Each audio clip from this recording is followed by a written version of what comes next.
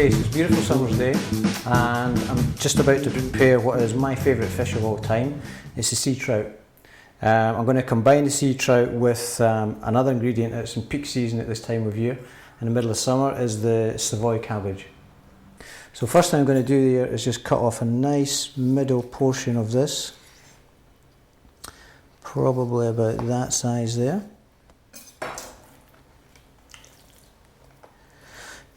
Now what I'm going to do here is just score the skin just in a few places. And the reason we do this is it stops the fish from curling when it's cooking, and it also makes the fish cook a little bit quicker as well. So I'm just going to take some sea salt and season it quite generously.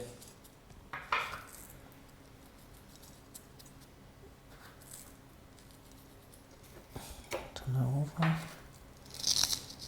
Skin side as well.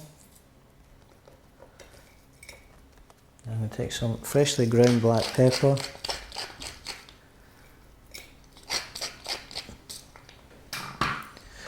And that's it. So all the bones have been removed. So we've got a perfect fillet of sea trout there, which we'll come back to later on. So the cabbage, Savoy cabbage, underused vegetable in my opinion. I love cabbage.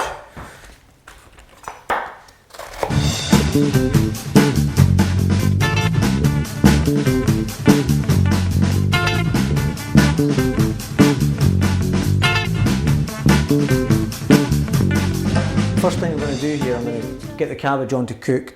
So I'm going to get a hot pan, put a little bit of light olive oil into that, heat that up. I'm going to add a little bit of cold butter. When the butter's foaming, put the cabbage into it, a little bit of salt, a few spoonfuls of water, a lid on the top, and I'm just going to simmer that gently for about 7-8 minutes.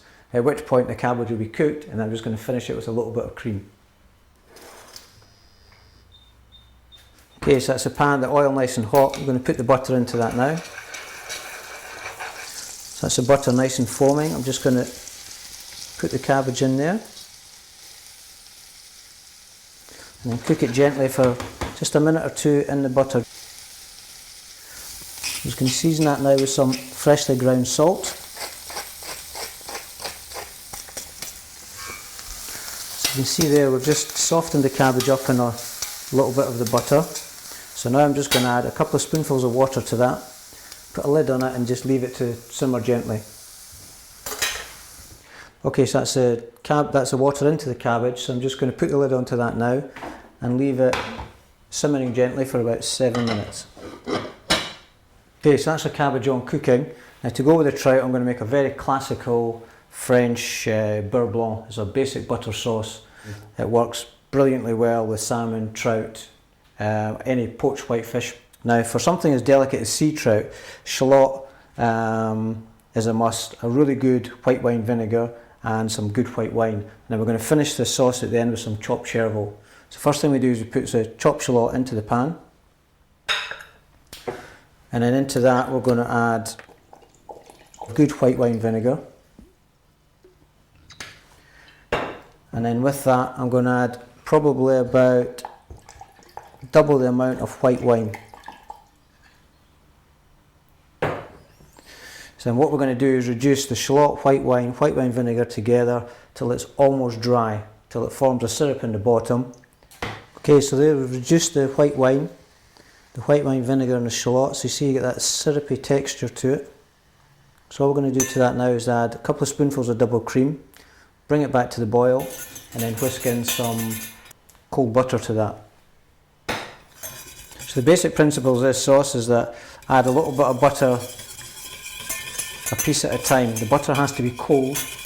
Once the first part of butter is emulsified, then add the next bit of butter.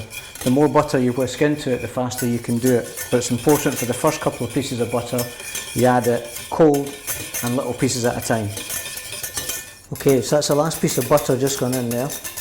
Now I just added a spoonful of water there just to thin the sauce down a little bit. I thought it was just a little bit too thick. So I'm just going to season that lightly with a little bit of salt. And as I say, that can sit there now for about half an hour.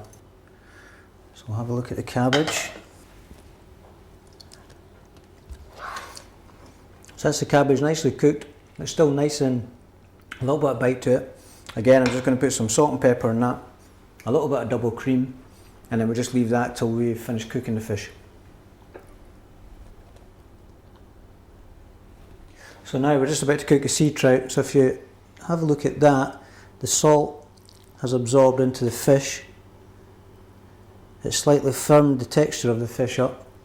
So all we're going to do now is put some light olive oil again into a hot pan, non-stick pan, skin side down, and then we're going to cook it almost entirely on the skin. So what we want is the skin to be nice and crisp, and as I say, for the texture and the cooking temperatures to change throughout the salmon.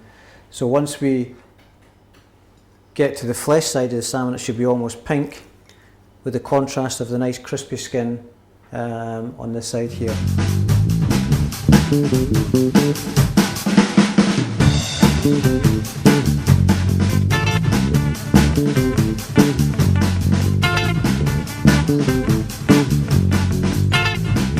Okay, so while that salmon sea trout's cooking away, I'm just going to roughly chop some chervil, just very roughly chopped, just to finish the sauce at the very last minute.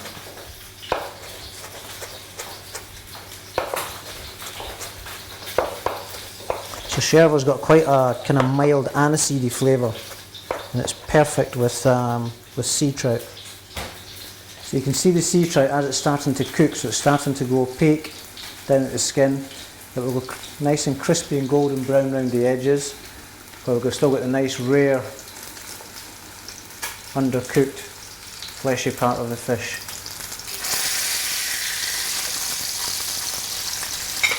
Have a look at that. So we've got nice crispy skin, nice and golden brown around the edges.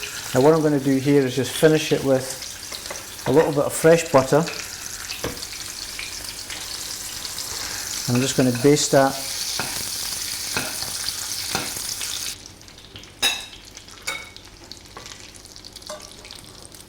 so I'm going to take that out. I'm just going to drain that on a little piece of kitchen paper, and that's us ready to serve.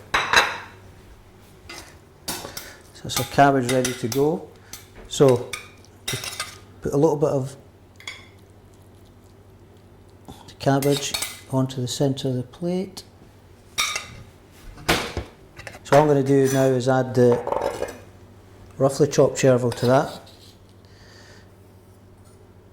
So I'm just going to spoon that a little bit around the cabbage.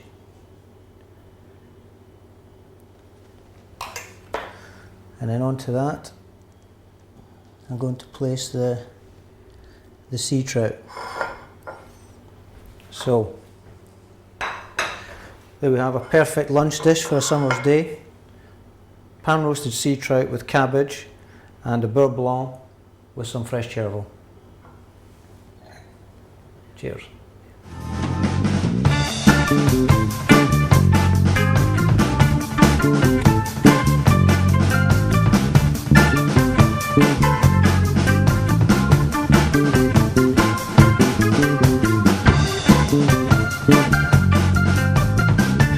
Thank you.